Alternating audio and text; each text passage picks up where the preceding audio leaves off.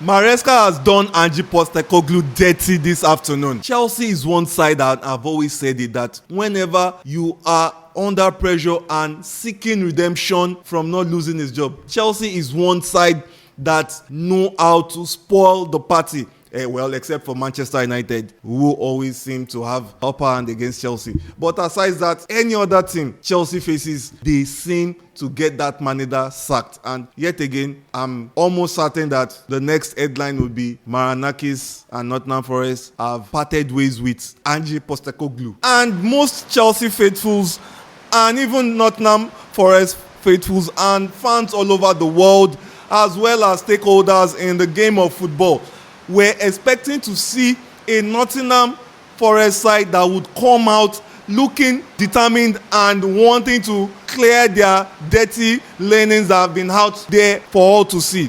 Now, they started like a house on fire. They had the best chances, but they could not convert. That was their problem.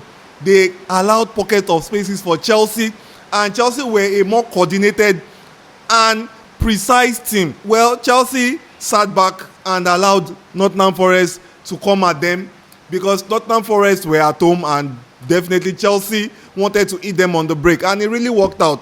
Though in the first half, Garnacho was almost nearly non-existent in that match. His passes were poor, indecisive, and he was not really bringing much to the table of Chelsea. But on the other hand, Pedro Neto was fantastic, causing Nottingham Forest back a lot of issues and problems whenever he attacked, and his crosses were very, very precise and dangerous on the counter. The first half was a little bit drabby, and there were few and far chances in between for both sides. They didn't really create much scoring chances or even goal chances in the match. So the first half was a little bit flat. But Chelsea, in the second half, I don't know what Maresca told them. I probably must have told them that they should go for the kill in the second half. And you could see that Chelsea came out a much better side, especially when Garnacho was substituted and Gittins came in. It was just a sorry case for Ange Postecoglou and his charges. They played well, but they were just unfortunate in spaces that they could have taken their chances. Chelsea were resolute, and Chelsea went for the kill, and they got the 3 needed points, 3 needed goals and the 3 needed points. Yes, and you could see that Chelsea showed what yet again that they are still the kings of London. And Chelsea had the upper hand in this second half as a much experienced side, and they showed their mettle not only as London's brightest but also as the world champions. Yes, and Chelsea got the 3 needed points. Reece James was fantastic.